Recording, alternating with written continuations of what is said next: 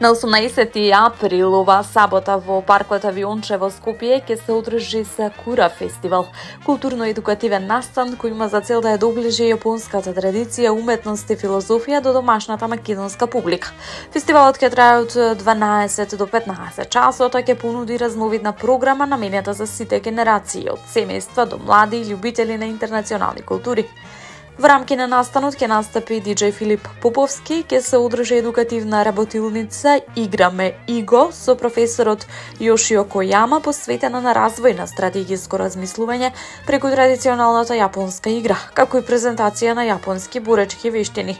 Организаторите велат дека целта е да се поттикне културна размена, едукација и социјална интеракција, инспирирана од символиката на сакурата, цвет кој во јапонската култура означува убавина, обновување и хармонија.